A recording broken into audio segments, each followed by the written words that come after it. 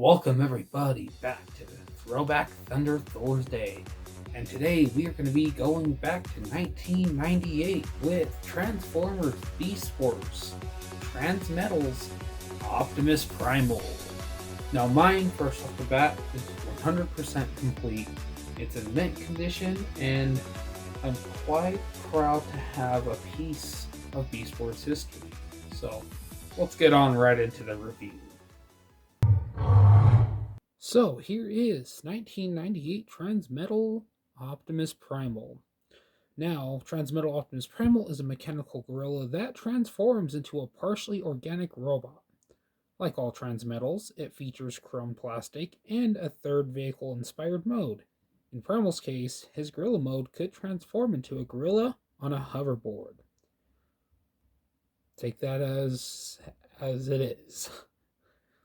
2 maces were stored on his back and could double as missiles for his hip-holstered blaster. So, that's a little bit behind the figure.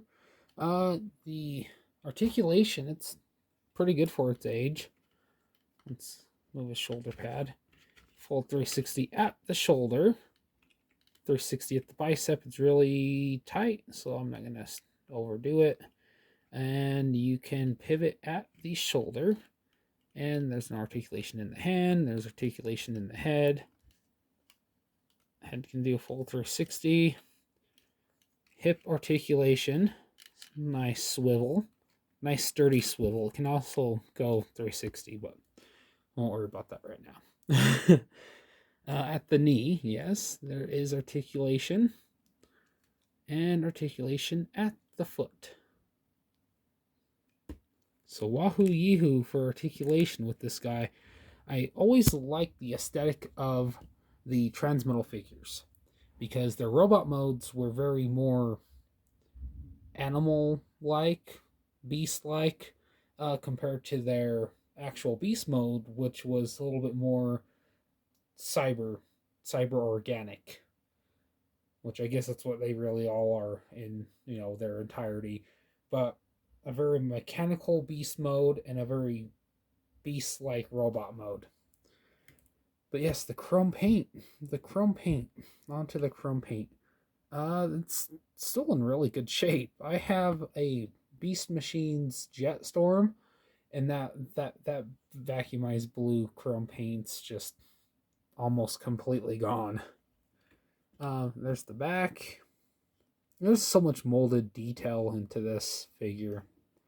And, you got proper paint applications. We don't really see those very, very often anymore. For those, if you know, you know. And if you don't know, now you know. The hip holstered blaster just pops in right on this peg. You can just flip it up if not using it. And he can hold it. So it can be like, make your move, creep. And the mace, you can plug them. They just sit right in these 2 ports, this jetpack. I'll get to another cool thing with them. So you can have him hold his mace with this hand, and with this one, you can just plug it right in. Spring's activated. You can see the tip of the blaster on there. And it still shoots. The spring is still good. Even after all these years, the spring in his blaster still works. And if it works, well, quite frankly, it works. I always kind of took the concept behind having these maces being an upgrade to the skull mace he had with his second version of his toy. Because, it all started off with that really cool Batman-looking Optimus Primal. And yeah, so, I can't recall him using the mace in the show, but he used these versions of the mace. Oh, and then a cool thing for those who remember rub signs. Remember those?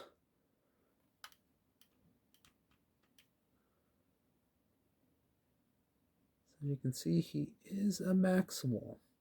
I miss the rub signs. Oh, it's just really cool how... Focus! Thank you. Okay, so he does have this mode right here.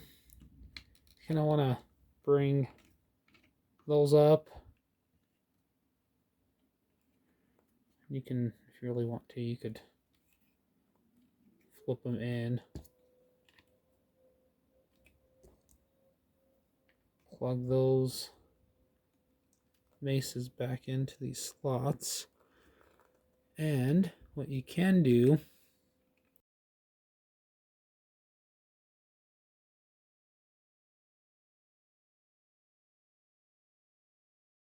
also he's got ratchets in his thighs, so he can get a good range of movement before it halters. But yeah, so let's take a look at his monkey mode. You want to go nuts? Come on, let's get nuts. Or in this case, bananas. So here he is in his beast mode, and I love the aesthetic again of the Transmetal look. Just how cool, how cool and unique these beast modes look. I mean, you got his name on his chest. What I've always kind of thought was a military badge. And also the chrome on his shoulders actually change from that design. And if you just look behind him, there it is. There it is. And that's because pretty much the entire show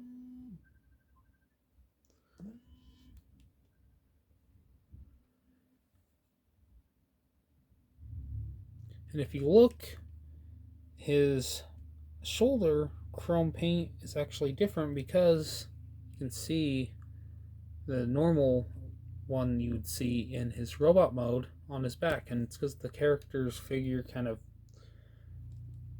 flips around, his waist turns around, his legs tend to kind of fold in on themselves, and on his forearms they split open and you can switch, pretty much flip the hands around. So he's got his beast mode hands out right now.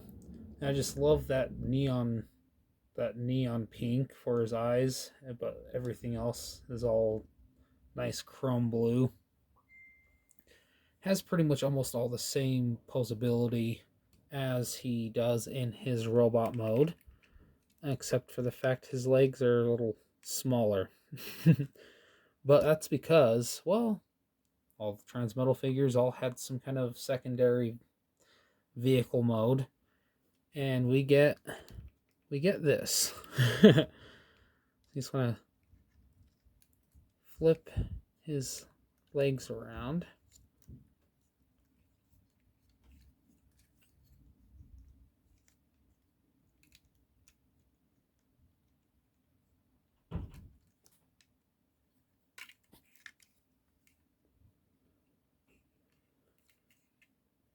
And, well, his secondary vehicle mode is the hoverboard. And, I always kind of thought if you used his blaster and put it up against that leg, it'd be kind of like a booster for him. But I doubt that's what it's supposed to be there for, but it's there nonetheless. Yeah, so, I mean, flying metal monkey. You can't go wrong with that. Now time for some size comparisons. Here is Transmetal Optimus Primal with Transmetal Megatron. A little bit taller than him. Also, cold plastic syndrome. What a nightmare. And here he is with the Transformers Beast Machines Optimus Primal. Very small in stature. Actually ended up not even looking like that in the show. Here he is with Transmetals Rhinox. Buddies, old pals. And for something a little bit more modern, here he is with Galvatron. Stacks it pretty well. So now, here's some history behind the figure. continuing a trend from Generation 1 where Italian releases of toys representing the same characters as previous toys released under the same name were sometimes given names that didn't reflect the Italian market names of those previous releases. The European version released in English, Spanish, Italian, Beast Wars, Biocombat packaging featured the additional alternate name Metal Gorilla for the other Italian market. Like with the Ultra figure, the other European version released in French, Dutch, German, Beast Wars, Any Mutants packaging was simply named Optimus Primal, just like the United States version. Some units featured a chrome purple variant for the Beast Mode chest. And I saw someone post that a while back on, I believe it was on Instagram. And I let that person know that, and they had no idea. They had a extremely rare variant. Takara's version of the toy exchanged the brown plastic for translucent maroon. Other changes included additional paint on the waist and a different eye color. The figure was also available with a set of Transmetal Megatron. Yeah, so I mean, cool little things about the figure. You know, it's something you don't see very often, and I doubt we'll ever get any kind of reissue. Or maybe with our luck, what we've seen with the legacy lines, good chance we might get some kind of retooled version, or even a completely new figure of Optimus Primal. I mean, heck, we got Transmetal 2 Megatron, and before that we got pretty much all the Kingdom figures and the ones that came with Legacy. But then we got to go back. We got to go back to the Power of the Primes line. And who did we get then? Well, we got Optimus Primal as part of that evolution set, and he turns into Optimal Optimus. So, I mean, it was a long time coming till we got started getting some different versions of Primal in the official world. There's been some really cool third-party ones. So, yeah. Consider checking out the channel. I try to do Throwback Thunder Thursdays as often as possible, which I don't have the best track record for it. So, yes. You can follow me on my social medias. You can follow me on Instagram at The Mighty Beastman. You can follow me on Twitter at BeastmanReview. So, thanks for watching. If you like the video, feel free to hit the like button. That lets me know. And most importantly, the comment section. I love the interaction in the comment section. People talking to each other in the comment section. It really shows that I'm helping to build more onto the action figure community. I know I'm a little bit of a different channel.